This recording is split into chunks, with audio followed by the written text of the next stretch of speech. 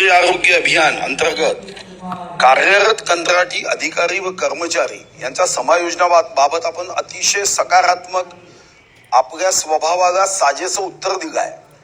फक्त माझे दोन स्पेसिफिक प्रश्न आहे की टेक्निकल कारण सांगून त्यांचं मानधन हे उचित वेळेवर जात नाही आणि जेव्हा आपण संबंधित विभागातल्या अधिकाऱ्यांना विचारतो ते सांगतात की केंद्राकडून पैसे यायचे. केंद्राला विचारलं की ते सांगतात की राज्यांनी या संदर्भामध्ये आम्ही जे पोर्टल केलं त्या पोर्टलमध्ये माहिती दिलेली नाही.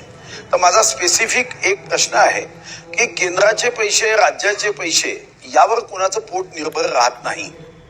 आपण स्पेसिफिक एक फंड तयार करून केंद्राचा निधी येईपर्यंत योग्य महिन्याला योग्य मानधन जाईल अशी व्यवस्था करणार आहात का? नंबर एक. नंबर दोन, समायोजनाच्या संदर्भात आपल्याकडे बैठका झाल्या. एका समितीचा मी स्वतःही अध्यक्ष होतो. मी अहवाल दिला की 17 वर्ष हे काम करणारे कर्मचारी आहे. राजस्थाननी पूर्णच्या पूर्ण सामावून घेतलं.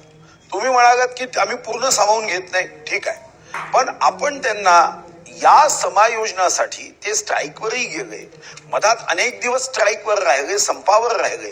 तर आपल्यासारख्या सुस्वभावी कार्यक्षम मंत्र्याकडून माझी अपेक्षा आहे की आपल्या नावाप्रमाणे त्यांचा जो समस्येचा अंधार झाला आहे तर प्रकाश आंबेडकर साहेब त्याला न्याय देतील का? समायोजनाची एक मुदत निश्चित ठरवून देतील का? नंबर एक, त्यांचं मानधन नियमित व्हावं आणि नंबर दोन, समायोजन निश्चित कालमर्यादेत व्हावं. हे दोन प्रश्न आपण सोडवावे. सन्मान्य अध्यक्ष महोदय, आदरणीय सुधीर भाऊंनी ज्या पद्धतीनं NHMच्या कर्मचाऱ्यांच्या समायोजनाबद्दलचे दोन मुद्दे मांडलेत, त्या दोन्ही मुद्द्यामधला पहिला जो मुद्दा आहे की ज्याच्यामध्ये या तांत्रिक कारणामुळे सुद्धा पगार देण्याला जो उशीर होतोय त्याच्याबद्दलची स्पष्टता डिपार्टमेंटनं सांगावी अशा पद्धतीचं अपेक्षित केलंय. मध्यंतरी आपल्या सगळ्यांनाच कल्पना आहे की SNS स्पर्शवरती सगळ्याच केंद्र शासनाच्या सगळ्या ग्रँट्स ज्या आहेत त्या आपल्याकडे देण्यामध्ये ज्या पद्धतीचा निर्णय झाला आणि तो निर्णय झाल्यानंतर प्रत्यक्ष अंमलबजावणी करताना सुद्धा ऑनलाईन प्रक्रिया प्रणालीमध्ये ज्या पद्धतीनं आम्ही सगळ्यांनी अद्ययावत व्हायला पाहिजे होतं त्याच्यामध्ये आमच्या सगळ्यांकडे उशीर झाला. तो उशीर झाला होता. त्या उशिरामुळे ज्या पद्धतीनं अगदी दिवाळीपर्यंत पगार होत नव्हते त्यामुळे अनेक लोकांना त्याचा त्रास झाला. आमच्या सगळ्या कर्मचाऱ्यांच्या मध्ये सुद्धा असंतोष होता. परंतु आमच्या डिपार्टमेंटनं अगदी दिवाळीच्या शेवटच्या क्षणापर्यंत आम्ही प्रयत्न केला आणि कोणत्याही परिस्थितीमध्ये ह्या सगळ्या कर्मचाऱ्यांचा पगार त्यांच्या वेळेवरती व्हायला पाहिजे यासाठी SNS स्पर्शवरची सगळी प्रक्रिया पूर्ण केली. आता इथून पुढं अगदी महिन्यालाच पगार होईल यासाठीची जबाबदारी घेऊन आम्ही आणि आमचं डिपार्टमेंटचे सगळे लोक काम करतात. दुसरा मुद्दा असा होता की चंद्रपूरचा एक आपला त्याच्याशी संबंधित असा विषय होता की SNS स्पर्शमध्ये काही विशेषतः 6-7 कर्मचारी जे होते ते त्या तांत्रिक प्रक्रियेमुळे थांबले होते. पण आपला प्रश्न येण्यापूर्वी आम्ही त्या सगळ्या लोकांच्या प्रक्रिया सुद्धा पूर्ण केल्या त्यामुळे तोही प्रश्न निकालात गेला. आणि तिसरा आपण महत्वाचा मुद्दा मांडला की NHMच्या कर्मचाऱ्यांचं समायोजन की ज्याच्यामध्ये अनेक वर्षे हे लोक आंदोलन करतायत, सातत्याने त्यांची मागणी आहे, त्या सगळ्या मागणीला सकारात्मक अशा पद्धतीनं तत्कालीन मुख्यमंत्री आदरणीय एकनाथजी शिंदे साहेब असतील आणि आताचे मुख्यमंत्री आदरणीय देवेंद्रजी फडणवीस साहेब असतील या दोघांनीही खूप चांगल्या पद्धतीने मदत केल्यामुळं या NHMच्या सगळ्या कर्मचाऱ्यांचं समायोजन करण्याबद्दलचा कालबद्ध प्रोग्राम आपण निश्चित केलाय. एक चीफ सेक्रेटरीच्या अध्यक्षतेखाली त्याची बैठक आणि त्या बैठकीमध्ये 10 ते 15 जानेवारीपर्यंत याबद्दलची स्पष्टता येईल आणि आपण सगळेजण एक चांगला निर्णय आपण घेणार आहोत. बोला नाना भाऊ. अध्यक्ष महाराज, सकारात्मक उत्तर मंत्री महोदय देताच आहे, पण आपल्याला माहित असेल की आपण काही कर्मचाऱ्यांना यामध्ये रेग्युलराईज केलेलं आहे. मग काही कर्मचाऱ्यांना ऑलरेडी रेग्युलराईज केलं आणि आता पुन्हा चीफ सेक्रेटरीच्या अध्यक्षतेखाली आता बाकींना समावेश करण्याच्या बद्दलचा एक कालबाध्य प्रोग्राम आपण जाहीर केला सुरू केलेला असं आपण सांगितलेलं आहे. मला असं वाटतं की जे पहिले आपण केलेलं आहे त्यासाठी आणि एवढे कर्मचारी ऑलरेडीच आपण आपल्या इथं काम करतात आहे. आपल्याकडे रेग्युलर कर्मचारी नाही, हीच कर्मचारी अनेक वर्षापासून काम करतात आहे. मला वाटतं की यांचा अंत आपण आता पाहू नका. रोज आता हॉस्पिटल बंद असतात, तिथं स्टॉप नसतो, डॉक्टर नसतात आणि त्याच्यामुळे आरोग्याच्या परिस्थिती फार भयानक होत जातात. पेशंट वापस जातात, अनेक लोक मरतात.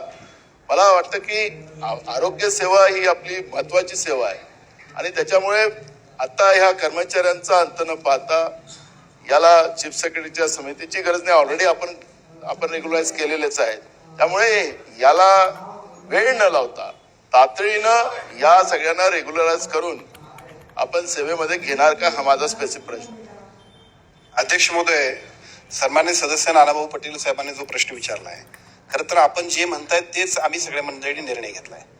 जो मागच्या वेळेला निर्णय झाला त्या निर्णयामध्ये थोडीशी स्पष्टता आणि त्याच्यामध्ये JEDला आपण सामान्य प्रशासन विभागाकडनं रिक्रुटमेंटमध्ये सुद्धा जे रिक्रुटमेंट रूल्स आहेत, सेवा प्रवेश नियमांमध्ये सुद्धा बदल करायला पाहिजे होता. आता तो सेवा प्रवेश नियमांमध्ये बदल जर करायचा असेल तर त्याला उशीर लागणार होता. म्हणून कॅबिनेट समोर आम्ही गेलो, मुख्यमंत्र्यांनी आम्हाला संमती दिली आणि आपण सांगितल्याप्रमाणे ते वेळेत होण्यासाठीची जबाबदारी घेऊनच आणि त्या सगळ्या 10,000 कर्मचाऱ्यांना सुद्धा न्याय देण्याच्या दृष्टीने जे काय चला पुढे जाऊया. आम्ही कालबद्ध प्रोग्राम केलाय तो पूर्ण होतोय. समाधान अवताडे. अध्यक्ष महोदय, मंत्री महोदयांनी अत्यंत समर्पक उत्तर दिलेलं आहे. तर अध्यक्ष महोदय, मी आता फक्त प्रश्नच घेतो. राष्ट्रीय आरोग्य अभियानातील NHM कंत्राटी कर्मचाऱ्यांनी ऑगस्ट 2025 मध्ये केलेल्या संप दरम्यान शासनाने त्यांच्या 10 मागण्या तत्वतः मान्य केल्या. त्यानंतर 4 नोव्हेंबर 2025 रोजी मंत्रिमंडळ बैठकीत 10 वर्ष सेवा पूर्ण झालेल्या कर्मचाऱ्यांना सेवेत नियमित म्हणजे रेग्युलराइज करण्याचा शासन निर्णय म्हणजे JR निर्गमित करून प्रत्यक्ष अंमलबजावणी सुरू झाली आहे काय, आणि नसल्यास याचं विलंबनाचं कारणही मंत्री महोदयांनी द्यावं. दुसरं, संप मागे घेताना दिलेल्या आश्वासनानुसार सर्व NHM कर्मचाऱ्यांचे प्रलंबित पगार, थकीत मानधन तात्काळ अदा करण्यात आले नाही. आता मंत्री महोदयांनी सांगितलं की अदा करण्यात आलं नाही, पण मंत्री महोदयांना माझी विनंती आहे की हा स्पेसिफिक प्रश्न आहे की ऐन सणासुदीच्या काळामध्ये पगार न झाल्यामुळं कर्मचाऱ्यावर उपासमाराची वेळ आली. याला जबाबदार जे अधिकारी आहेत त्या अधिकाऱ्यावर आपण कारवाई काय करणार, हा माझा दुसरा प्रश्न आहे. आणि तिसरा प्रश्न, शासनाने मान्य केलेल्या इतर मागण्या जसे की विमा संरक्षण, भविष्य निर्वाह निधी, लॉयल्टी बोनस यांची अंमलबजावणी कोणत्या तारखेपासून लागू करण्यात येणार आहे? या लाभापासून कर्मचारी अजूनही वंचित आहेत, हे शासनाला मान्य आहे का? आणि चौथा, मंत्री महोदय, अध्यक्ष महोदय, हा माझा प्रश्न आहे की 13 मागण्या, ज्या 3 मागण्या मान्य झाल्या नव्हत्या, त्याबाबत शासनाने नेमलेली समिती काय कारवाई करत आहे आणि या मागण्यावर तोडगा काढण्यासाठी शासनाने कोणती कालमर्यादा निश्चित केली आहे? सन्मान्य अध्यक्ष महोदय, आमदार सन्मान्य अवताडे साहेबांनी जे 3 प्रश्न विचारले त्या प्रश्नांबद्दला पहिल्या प्रश्नाचं तर उत्तर आम्ही जे दिलंय ते सन्मान्य नानाभाऊ पटेल साहेबांनी किंवा आदरणीय भाऊनी सुद्धा जे विचारला तोच प्रश्न आहे. या सगळ्यांच्या बद्दल जी काय आपल्याला अपेक्षित असणारं काम आहे ते सगळ्यात महत्वाचं म्हणजे त्या सगळ्यांना सेवेत समायोजन करून घ्यायचं.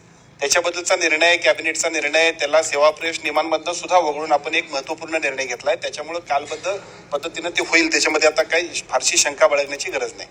दुसऱ्या 2 मुद्द्यांवरती आपण सांगितलं की ज्या काही आमची बैठक झाली होती आणि त्या आंदोलनानंतर 13 मागण्या मागितल्या होत्या, त्या 13 मागण्यांमधल्या बहुतांशी मागण्या ज्या त्यांच्या आहेत त्या आम्ही पूर्तता करण्याबद्दल त्याच वेळा आदेश दिलेत. त्यातल्या बऱ्याचशा पूर्ण सुद्धा झालेत आणि त्या सगळ्या मागण्यांचा त्या सगळ्या संघटनेतल्या सगळ्या त्यांचे जे काय संघटनेचे प्रमुख आहेत त्या सगळ्या मंडळींनी त्याला संमती दिली.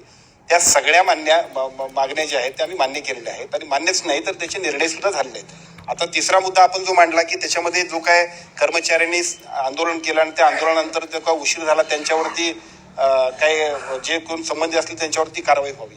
खरं तर या सगळ्या गोष्टींमध्ये सगळ्या आंदोलनाचा मूळ हेतू होता की आपण सगळ्यांचं समावेशन करून घ्यावं आणि त्यासाठीच ते आंदोलन झालं. सरकारनं सुद्धा सकारात्मक पद्धतीने त्यांना सामावून घेतलं. त्यामुळे कारवाईपेक्षा सुद्धा आता त्यांना पॉझिटिव्ह निर्णय देऊन आपण पुढे गेलो तर बरं. अध्यक्ष महोदय, हा प्रश्न चंद्रपूर जिल्ह्यापुरेसा मर्यादित असला तरी सुद्धा मंत्री महोदय धोरणात्मक देखील उत्तर देत आहेत म्हणून मी उभा आहे. मंत्री महोदय, आपल्या कानापर्यंत